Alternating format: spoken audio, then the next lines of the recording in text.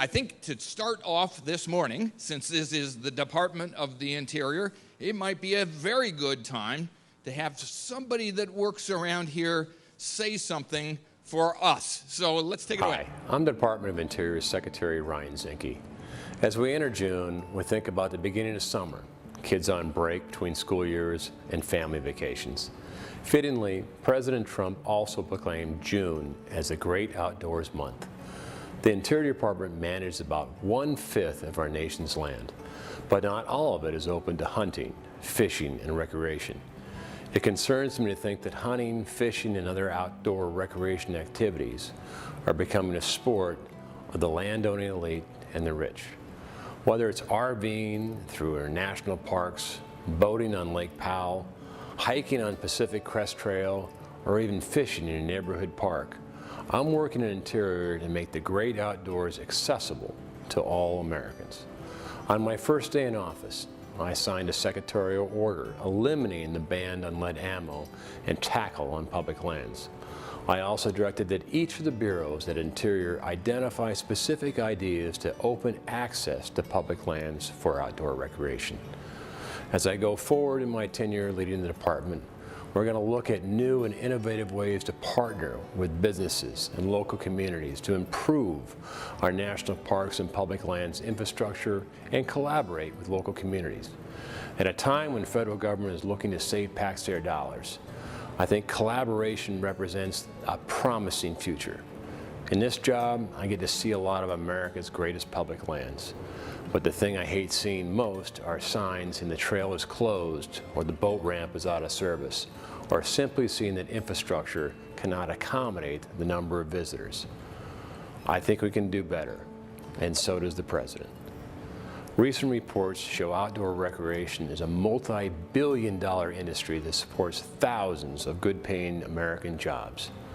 The President and I look at spending on our public lands infrastructure as an investment in the future in our economy, not merely an expense.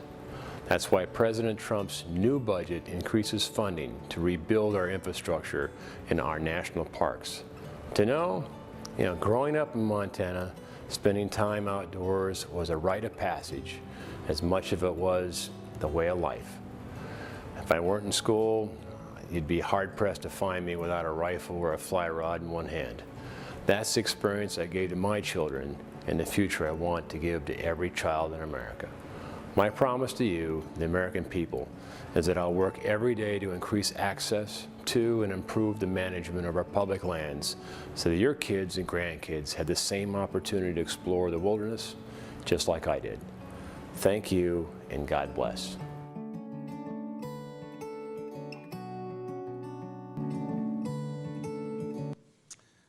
Well, do you think his passion would fit into this room? I think so.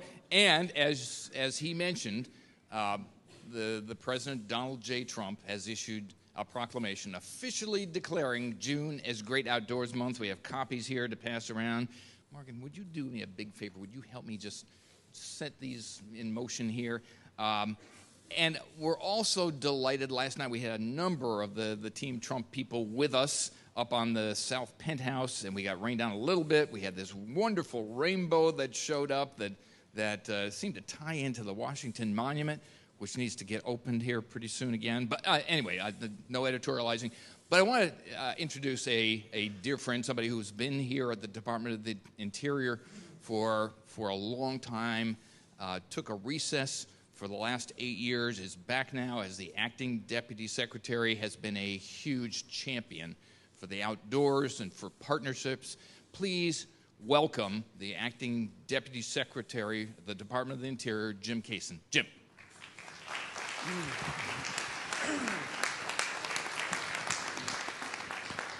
Good morning, everybody. Nice to have you here in Washington. So you'll have the opportunity when you get done with this meeting to go back to real America outside of Washington. I have a prepared speech, but I'm not going to give it. Rather, I wanted to spend a little bit of time just visiting with you folks about things that I think are important about the Department of Interior and your areas, and answer questions. So I'm going to dispense with that and basically start talking about our administration's commitment to the outdoors. It begins with the president. And as you see the new proclamation that the president has made about the outdoors, the president made it clear at the beginning that this is a very important part of our land management legacy within the Department of Interior. It has been an important thing over time, but there's particular emphasis on the opportunities for the outdoors in this administration, beginning with the president. You probably know his family is also a very big supporter of the outdoors, and that's drifted down to our secretary, who is already committed to the outdoors. You heard his presentation that he grew up in Montana in the out of doors, and that was part of his upbringing, to be outside and to enjoy the benefits of nature. So he brings that into the Department of Interior as the secretary. One of the things that you folks probably wouldn't know is that we have a meeting every morning at 9 when the secretary is in town, and we go through the things that we're working on in the Department of Interior. And one of the things that he routinely brings up during the 9 o'clock meetings is what we're doing to support outdoor recreation on our public lands. As Derek mentioned, we control about 1 out of every 5 acres in the United States. So we are the federal government's land manager. We control about 530 million acres of the United States. It's principally in the west, but we do have lands here that are in the east. And one of the things that we've noticed is that over time there's been an erosion of access to our public lands. And the secretary is very keenly focused on what can we do to open up access to our public lands to make them available for outdoor recreation.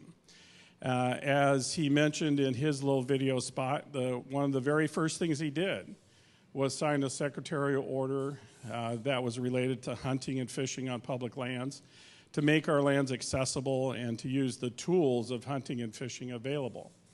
So he's very keenly focused on that issue.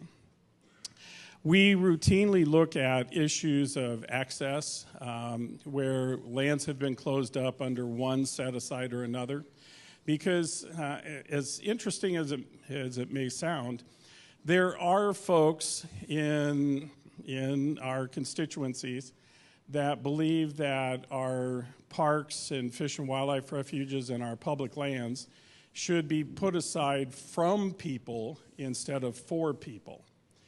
And we're of a different thought process, that basically all of these public lands are for our people to have outdoor recreational opportunities and produce resources and have the experiences that are important to us. One of the things just that I'd share with you, I think our country has a disassociation, or beginning of a disassociation from its public lands. And I'm not talking about you folks, but largely in the urban community, people have lost touch with what our lands do for us, and they lost that connection to land. And that's one of the things that we're trying to look for ways to restore that. And what I mean by that is you will find people who think that the best designation for a piece of land is wilderness. And the reason that it's the best designation is because it keeps people away from it. And we're of the thought process that our lands are available for use and enjoyment of our people in the United States, rather than they should be locked up and kept away from people. There's some concerns about overuse in the national parks, and that we should limit the number of people that come into national parks. And that's certainly one way of looking at things, but our view of it is more of the national parks are for our people, and that what we need to do is find ways to be creative in investing in the infrastructure of parks so that we can disperse the crowds that come to parks so it doesn't create adverse impacts. So it's a management issue for us as opposed to a philosophical keep people out of the parks. And the same thing with the rest of our public lands. We try to look for opportunities to provide access to the public lands, to allow people to come, to encourage them to come and enjoy the great outdoors. One of the things that I wanted to share with you as well is the Secretary's commitment to, I'll say, infrastructure and deferred maintenance. Probably all of you folks have heard about the challenges that we have in Interior with deferred maintenance. You know, high on the Secretary's list in particular is the deferred maintenance issue in the national parks. We're sitting right now at about $11.3 billion in deferred maintenance, and the Secretary is focused like a laser beam on trying to find some way to address that problem. And in some ways, when you consider that our entire Interior budget is basically $11.3 billion, that it seems daunting to try to take it on. But he hasn't been dissuaded at all in trying to find creative ways to address our infrastructure needs. So there's a couple things I would share on that. First, we're trying to find ways to break the deferred maintenance program down into recognizable pieces so people can adopt a sense of ownership of those issues. And what I mean by that is, for all of you folks, if you say it's $11.3 billion, you go, okay, well, that sounds like a lot of money, but it doesn't really mean anything to me. It's just a big number. But one of the things that we're trying to do is make it personal. And what I mean by that is, like here in the Washington, D.C. area where you're sitting now, the Park Service owns the GW Parkway, the Baltimore-Washington Parkway, the Suitland Parkway, and a number of other, Rock Creek Parkway, and the Memorial Bridge. And many of you may have come over the Memorial Bridge in the last few days. If you add all that together, we have about $700 million of maintenance to do on those roads. And as long as that is stuck inside of the $11.3 billion, you don't really develop any kind of relationship to it. But if we pull it out and say, here's the transportation system here in Washington, and Congress, every one of you guys are using these roads to get to Capitol Hill, and every one of you guys in the White House are using these roads to get to Capitol Hill, and if we don't take care of these roads, we're going to have to close them down. And what do you think the disruption is going to be to Washington if we have to do that? So you need to think about this as a personal matter that you need to take care of. And we're trying to think about the same kind of thing in our largest national parks, you know, whether you call it Yosemite or Glacier or other parks. We're trying to do the same thing where you take a look at what are the needs of this individual park, and is there a way that we can attract sponsors to help with sending the message to Congress about taking care of those things. So the Secretary is very focused on that, trying to take care of the infrastructure needs that we have. There's one other piece that I would share with you folks is we're trying to also participate in the President's infrastructure program. And many of you probably heard that during the campaign, the President talked about a $1 trillion infrastructure package that he would plan to use. And we're trying to be participants in that process as well. For instance, we have gone through a process in Interior to add up all of our capital construction requirements and deferred maintenance requirements, and that we're active at the table with the President's Council on Infrastructure to try and design ways in which we can participate. Derek mentioned public-private partnerships. That is the underlying theory of what the President's infrastructure program is to leverage both public and private capital to invest in our nation's needs, and we're trying to be part of that process. So we've gone through the process in Interior to take a look at our infrastructure requirements and separate out those that lend themselves to public-private partnerships so that potentially even we can leverage it on our own, or we can participate in the President's program. So those are things that we're doing to try to address our needs. I wanted to tell you a little bit about myself in terms of outdoor recreation. I grew up as a farmer's kid, and so much like the secretary, my mom would say, "I'll get outside and go do something, and I'll see you at dark." And so I grew up hunting and fishing all over the western half of the United States. I've had great opportunities to go visit national parks.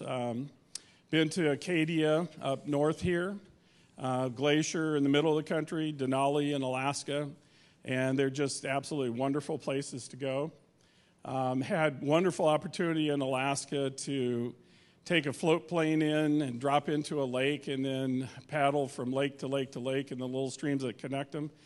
And it was a great thing. I had this one of those paddle from lake to lake. I turn a corner and there's a big moose in the middle of the stream having lunch. And it was like, wow, that is the coolest thing in the world. And you could look up and see eagles.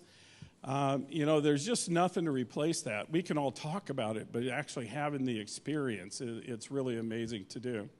So I grew up enjoying the outdoors, and I still value and treasure all those experiences I've had. And even though I'm getting to be, I'll say, an older codger within the department, I still look forward to having opportunities to go to the outdoors and enjoy just being with nature. Because I think there's something that kind of reconstructs your sense of soul. When you're out with nature and you see the bugs and the bunnies and the deer and the trees and all that stuff, there's just something that's restorative about that experience. And then just for my prepared comments, one thing I'd like to leave you with is a sense of how lucky we are to be in the United States. In my past, I had an opportunity to be working on a construction project in the country of Iran. And I was there during the Iranian Revolution, 78 and 79. And one of the things that I carried away from that experience, other than watching tanks roll up and down the road and having the Shah's guards killed and all that stuff, was this sense about outdoor recreation. Because for us, we have great opportunities, thousands of opportunities for outdoor recreation. But in Iran, one of the things that I noticed is, those grassy spaces between highways? So you got a highway going this way, you got a grassy median, and then you have the highway coming this way. In Iran, I couldn't help but notice that on weekends, people would camp on the median in the middle of the highway because they didn't have any other place to go. And we are so fortunate that we have had the foresights of our forefathers who set aside land for the purposes of us enjoying outdoor recreation and keeping nature intact. So it's one of the things that was a takeaway from my time in Iran, that we were just very fortunate to have the programs that we have here for outdoor experiences. So that's all I'm going to tell you about prepared stuff. And other than that, I would like to leave it open for questions. Is there anything I can answer for you folks about what we're doing in Interior? How's the Zinke team doing? You have some more people that are being part of this army that you need to keep up with the secretary? That's a great question. Thank you, Derek. The Zinke team right now is, I'll say, fairly limited. In terms of confirmed positions, Secretary Zinke is the only one we have. We have a good start on number 2. That's David Bernhardt. He's up for Deputy Secretary. And David has been through his confirmation hearing. That looked like it went pretty well.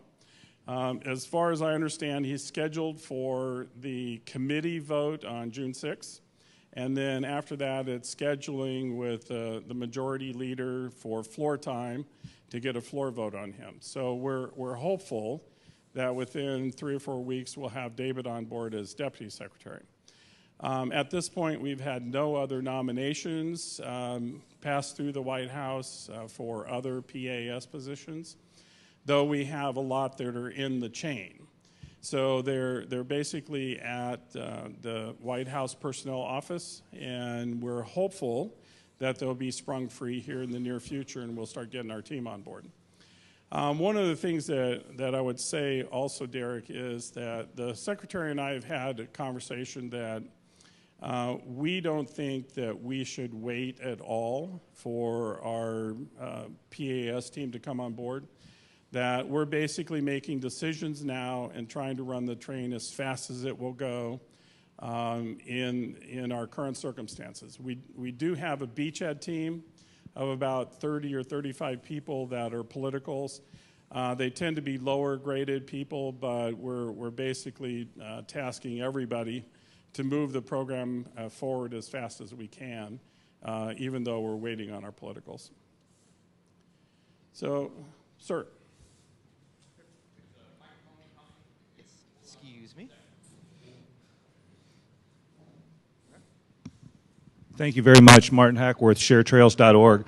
Congressman Labrador's office wrote us last week asking for a list of regulations regarding public lands that we'd like to see changed. We actually sent it about 6 pages back. But the number one thing at the top of that list was streamlining permitting for events, especially historic events that are on public land. Often that is a personality-driven process. It's Byzantine and opaque, and sometimes you run an event and the permit costs a few $100. Somebody new comes along and the permit's now $30,000 because they need several EAs to run your event. Is that on anyone's radar at the Interior to streamline that process and to make it more consistent, more transparent? Thank you. That's a great question. I'm going to back up a little bit and just talk about the general concept of streamlining to begin with. A common refrain when we get comments from folks is, can you streamline this process and this process and this process and this process? So streamlining is a pretty common request. And we certainly are entertaining the ideas about how to streamline stuff. I would say, in all honesty, streamlining permitting for events on public lands hasn't risen to the top of the list at this point. The things that are at the top of the list are streamlining the NEPA process.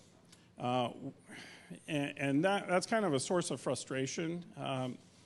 You know, NEPA theoretically was supposed to be a very good process that you would consider the environmental impacts of your actions before you took them.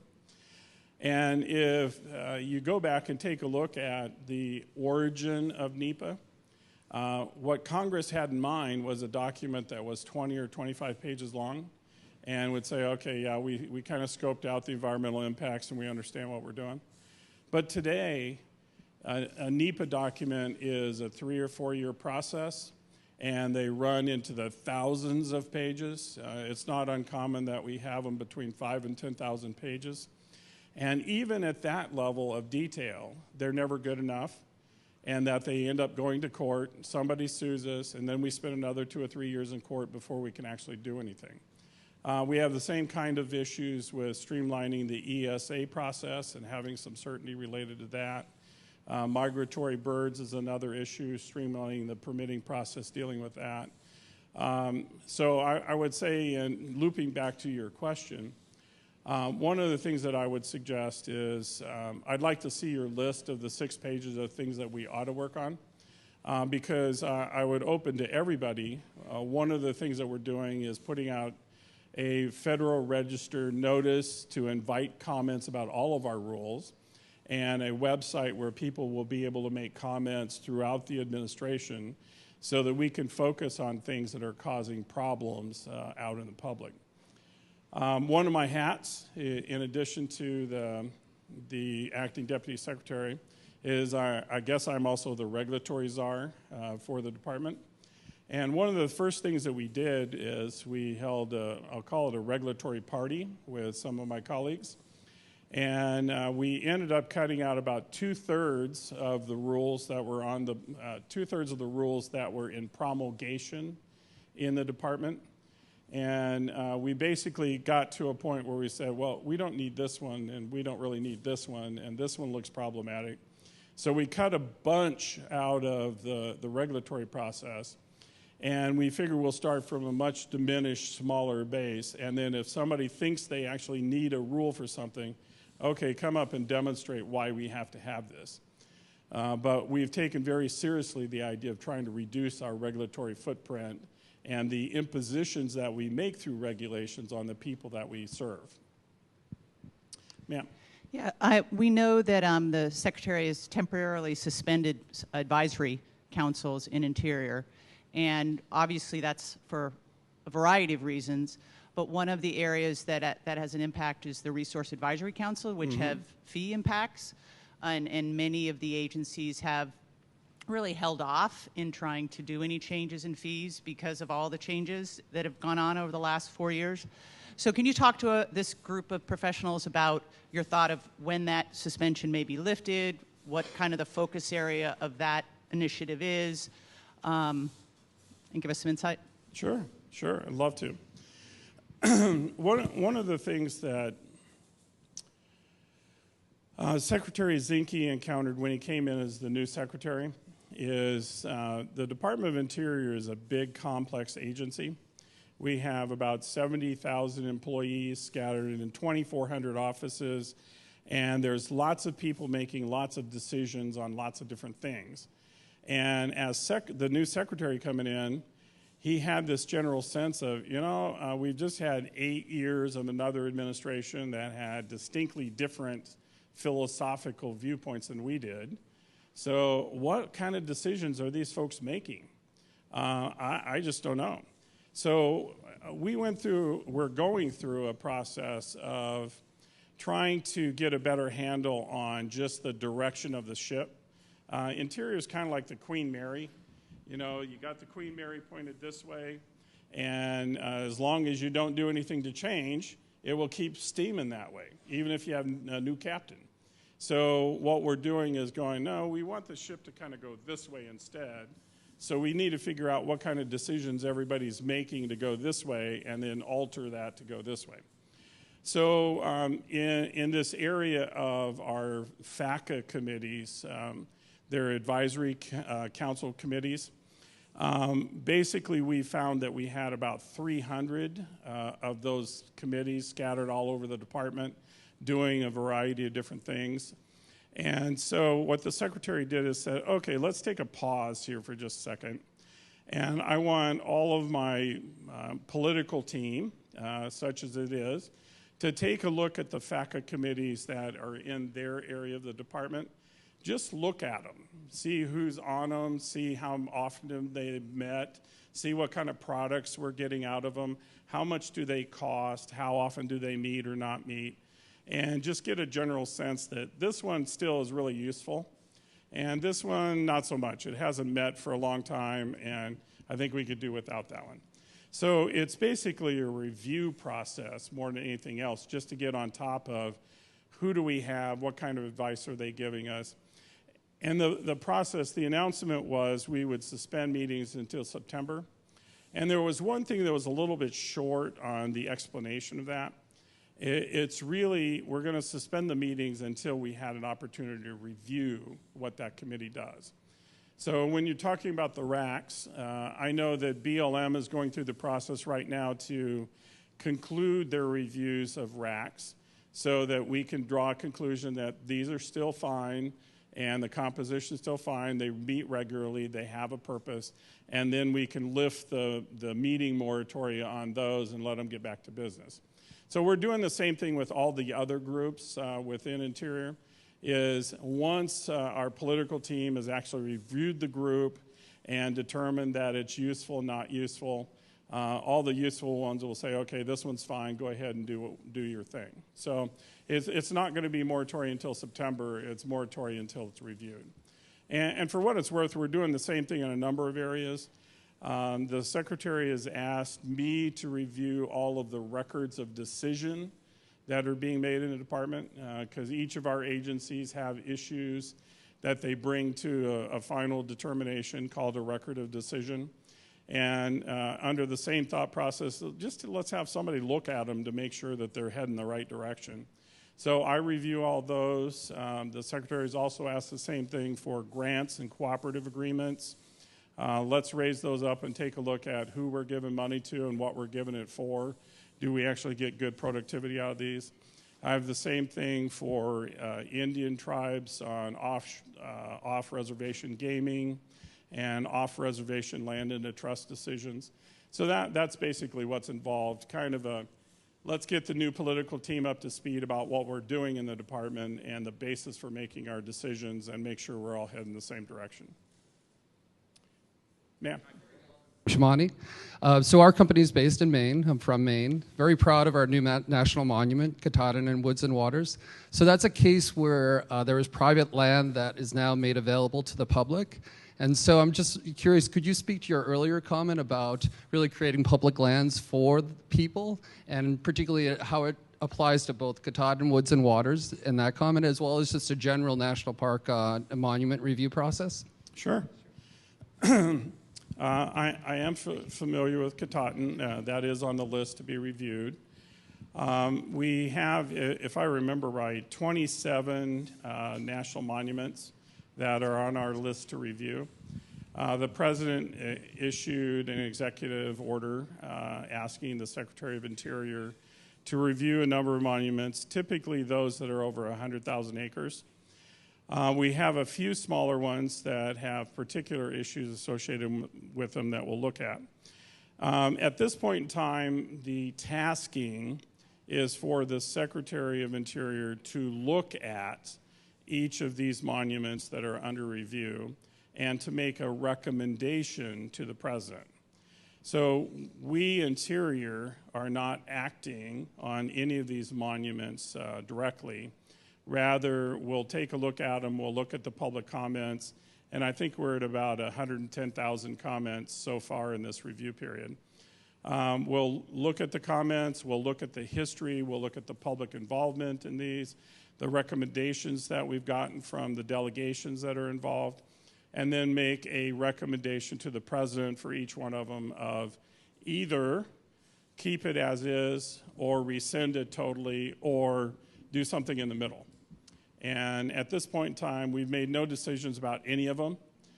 We're just taking comment at this point. Our first one up in the chute is Bears Ears in Utah. That one was separated out specially for some reason. And so we'll be making a recommendation to the President on that one in the reasonably near future. And then all the rest of them, I think, are about 45 or 50 days away before we make recommendations on those. So thank you very much for the opportunity to come visit with you folks. I really appreciate it. And you guys are doing great work. The outdoors is really important to us, so keep it up. Thanks. Thank you, Jim.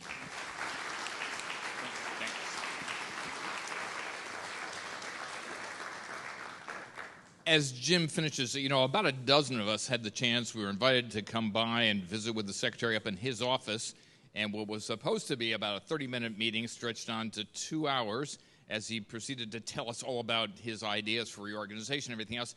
And about the advisory committees, just to reinforce that he's interested in the best and the brightest ideas, he told us that he had hundreds of advisory committees, but none were of the level to provide him with what he really wanted to talk to people about. And he used the example of Yosemite National Park. He'd been there, and he said the crowds are really, really a significant issue for us there, but we don't want to kick people out. What we need are, and this is the term he used, cool transportation solutions to the problems. And he said, I want to have Elon Musk, I want to have other people who are creative, who are tunneling under Southern California, telling us about what we can do to bring about the kind of dramatic change that will allow us to protect these great areas, but also open them, make sure access is available for the American public. So I think those of us who were there with him have no doubt but that he wants the right kind of forum for advice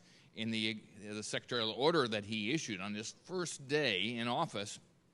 He asked to go back and look at what the advisory committees on hunting access and fishing and other kinds of things, what they had accomplished, whether anybody had looked at the recommendations coming from those advisory committees, because the answer is, for most of the people that were part of those processes, you go through the meeting process, but not much happens. Nobody says, what did this advisory committee recommend? Where did it go? So anyway.